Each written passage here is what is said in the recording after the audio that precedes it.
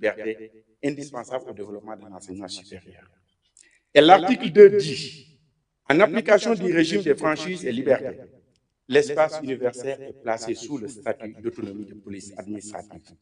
Mais, je le précise, le décret a défini qu'est-ce qu'un espace universitaire. L'espace universitaire comprend les facultés, les unités d'enseignement et de recherche, les instituts et établissements d'enseignement supérieur. Cela veut dire que le campus social n'est pas pris en compte dans les franchises universitaires. Et beaucoup de nos compatriotes font cette erreur. Le campus social, c'est comme un quartier de Dakar. C'est comme un quartier de Dakar, parce que dans beaucoup d'universités du Nord, si vous regardez bien, les campus se trouvent en dehors du campus. Les campus sociaux se trouvent en dehors du campus pédagogique. Donc, aujourd'hui, les défis sont immenses pour le secteur de l'enseignement supérieur. Et l'immensité des défis requiert une grande introspection, une synergie des intelligences, collectives et un sens élevé des responsabilités.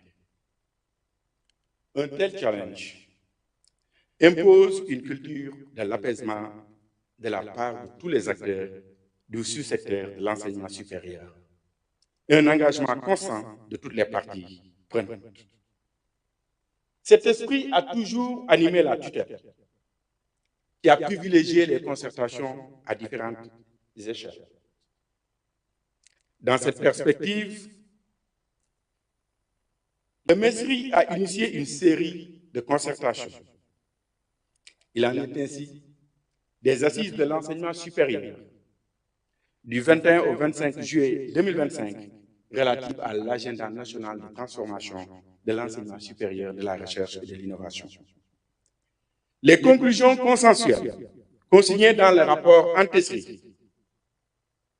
m'ont été soumises pour transmission au président de la République. En ma qualité de ministre, j'ai également de façon régulière reçu les représentants des syndicats d'enseignants-chercheurs et de PATS, mais surtout des étudiants. Je dois préciser que j'ai reçu à 4 reprises les délégués des amicales, du collectif des amicales de l'UCAD. J'ai reçu ces étudiants pour favoriser un dialogue inclusif en vue de résoudre des crises ou de retenir avec eux des solutions préventives. Les structures du ministère de l'Enseignement supérieur, de la Recherche et de l'Innovation dans toutes leurs composantes ont également initié à des intervalles réguliers des concertations avec les acteurs dans leurs compétences sectorielles. Sous mon impulsion, le directeur des bourses a aussi initié des concertations sur les esquisses de réforme des allocations d'études afin de garantir l'efficacité dans la gestion des bourses et une meilleure inclusivité sociale, compte tenu des consultations régulières avec les amicales d'étudiants de toutes les universités sénégalaises. Je peux le dire, j'ai reçu presque les amicales de toutes les universités sénégalaises. Et lors de la crise du mois de novembre également, le Premier ministre et le président de l'Assemblée nationale ont reçu les amicales, le collectif des amicales de l'UCAD pour échanger sur la question des allocations de bourse. Enfin, le ministère de l'Enseignement supérieur, de la Recherche et de l'Innovation, conformément aux directives présidentielles du 15 octobre 2025, a instauré, avec l'appui du Haut Conseil du dialogue social, un comité sectoriel en son sein dans le but de prévenir les crises et de gérer les conflits. Et le ministère a déjà organisé, avec la forte présence des étudiants de toutes les universités, un atelier de renforcement des capacités sur le dialogue social. Donc cet atelier a été organisé du 26 au 28 décembre 2025. Toutefois, la mise en œuvre des réformes structurelles constitue une exigence pour reconstruire un enseignement supérieur de qualité au service exclusif des étudiants, du développement du capital humain, de la recherche et de l'innovation. Les dysfonctionnements observés au niveau des structures académiques plaident pour ces réformes. Les mener n'est pas une simple exigence de l'heure. Soucieux de garantir une formation de qualité et promouvoir l'excellence, je demeure convaincu que ces réformes relèvent de l'éthique, de la responsabilité que nous impose notre sacerdoce, celui de poser les jalons d'une vision renouvelée des universités sénégalaises et au-delà de tous les établissements d'enseignement supérieur. Avant de finir, je voudrais prier pour le repos de l'âme du disparu, l'étudiant Abdoulaye Ba. Mais je voudrais également appeler solennellement les étudiants au calme, à la retenue, à la non-violence, à la concertation, au dialogue et à la dignité. La vie humaine est sacrée.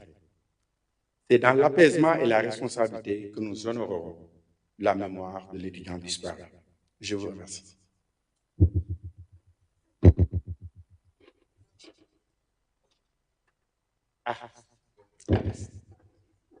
Vous m'obligez à faire le Wolof. Ce sera du franc Wolof.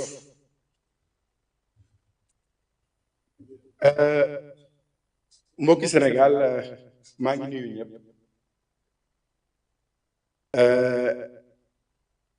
Ministre de l'enseignement supérieur bi nga xam ne yàlla moo def man maa ko nekk fii ci Sénégal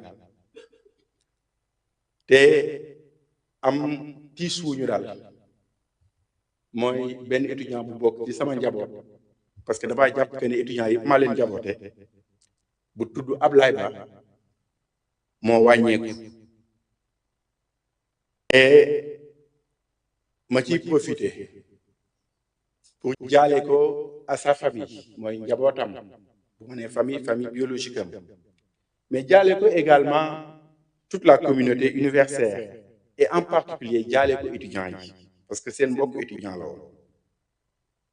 di ñaanal ñëpp ñi nga xam ne ñoom ay tolof ci ay wi fi amoon démb yàlla fëgg seen bopp di wax ne direction COUD muy centre des œuvres universitaires mu ngi def lu mu man pour jàppale leen pour accompagner leen li am nag neexul kenn et dafa am ci benn contexte bu mu amee mooy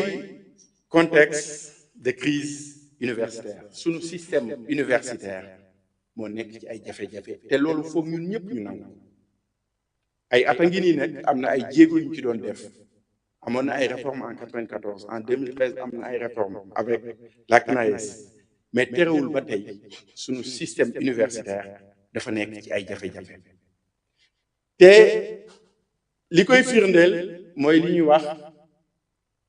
année universitaire ñun ba ñuy jàng xëy na dañ doon commencé ne octobre la ñuy commencé juin ñu jeexal def examen ñibbi waaye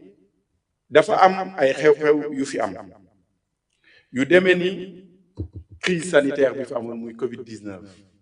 mu demee ni crise sociopolitique bi fi amoon entre 2021 et 2024 nga xam ne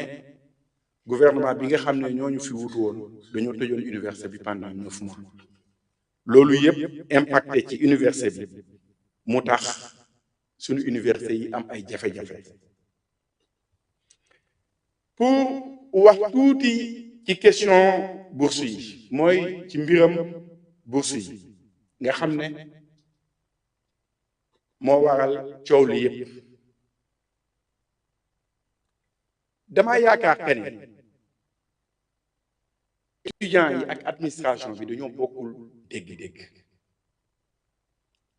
parce que dama koy wax man septembre rek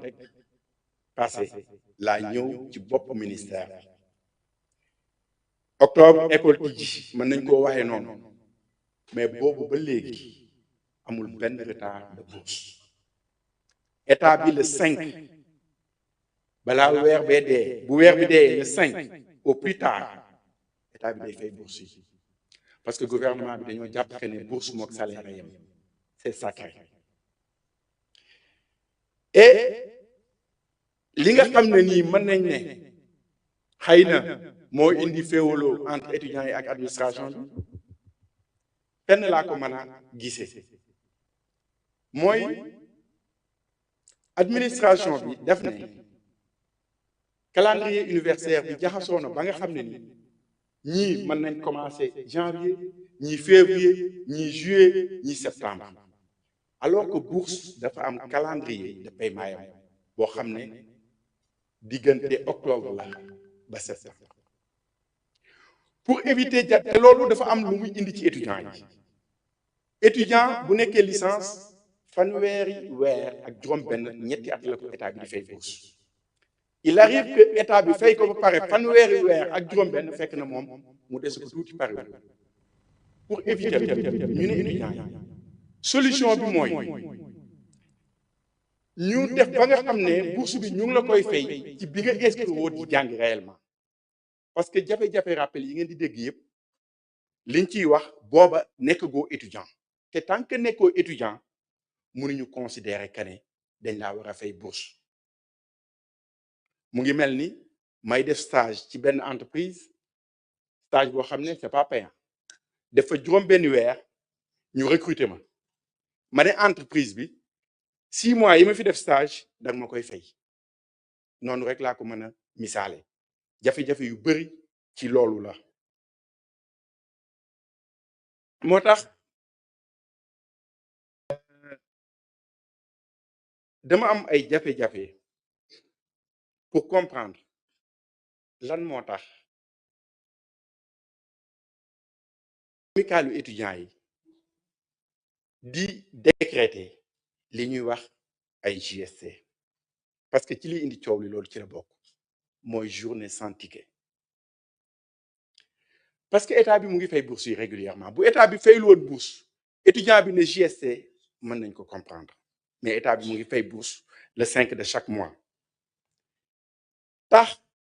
ay étudiant di restaurer wu di dem ci restaurant yi di lekk sans fay te li ñuy lekk aussi ñoom dañuy fay 250 francs bu ñu fayee 250 état bi daf ciy teg 2250 pour fay ko entrepreneur muy loo xam ne dañ ko subventionné donc loolu dañuy ñaan sunu mbokk étudiants yi nga xam ne suñuy doom lañ suñuy jarbaat lañ suñuy rakk lañ man mii di wax ak yéen samay ñes ak samay neveu ñoo nekk université de Dakar comme ñoom di am ay jafe-jafe aussi mais beneen affaire bi nga xam ne nii moo am ci université bi mooy foog ñu waxante dëgg li nekk université mënatul continuer parce que profil délégué étudiant yi itam foog ñu wax ci ndax bu ma leen joxee exemple benn étudiant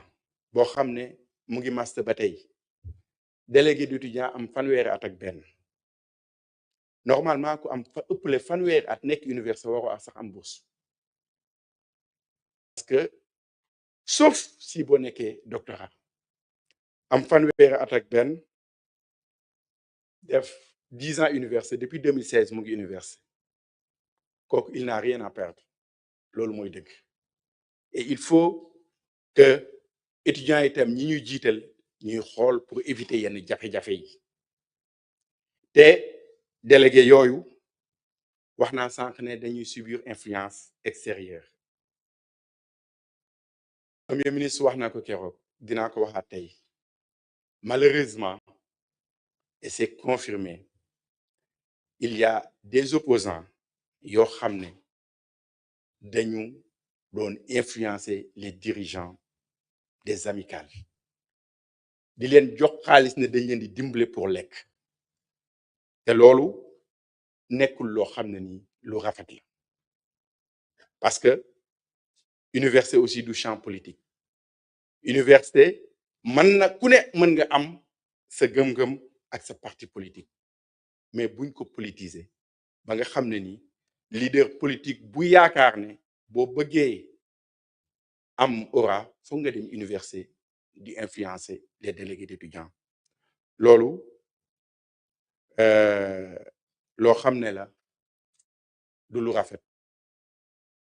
man maa obligé woon ne directeur du COUD que ne l'accès université yi foog ngeen di ko contrôler parce que c'est vrai c'est comme un quartier de Dakar mais l'accès doit être contrôlé tey nag